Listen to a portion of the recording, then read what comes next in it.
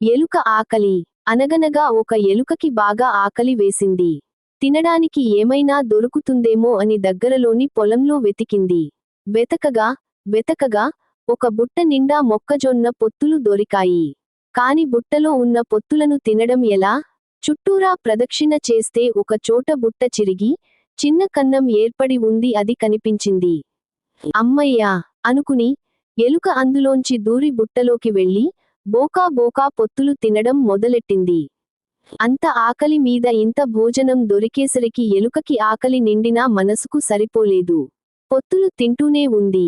కొంచెం సేపటికి కడుపు ఉబ్బి బద్దలయ్యే స్థితికి వచ్చింది. అప్పుడు తినడం ఆపింది. ఇంక చాలు, బయట పడదాము అని ఎలుక మళ్లీ కన్నంలోంచి బయటికి రావడానికి ప్రయత్నం చేసింది.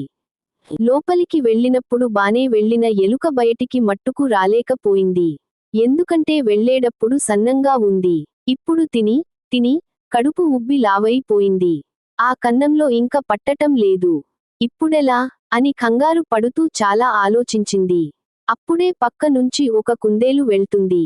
కుందేలుని సహాయం అడిగింది. కుందేలు, ఇంకేం చేస్తావు? తిన్నదంతా అరిగి మళ్ళీ ఆకలితో పొట్ట తగ్గేదాకా ఆగు. అప్పుడు అదే విధంగా సునాయాసంగా బయటి వస్తావు అని సలహా ఇచ్చింది.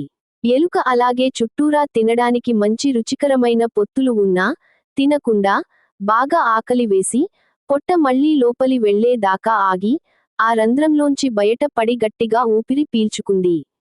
ఏదైనా అతిగా దొరికితే మనకి మంచిది కాదు. అవసరానికి తగ్గట్టుగా ఉంటేనే మంచిది. కథ నచ్చితే లైక్ చేయండి, మన ఛానల్ని సబ్స్క్రైబ్ చేయండి.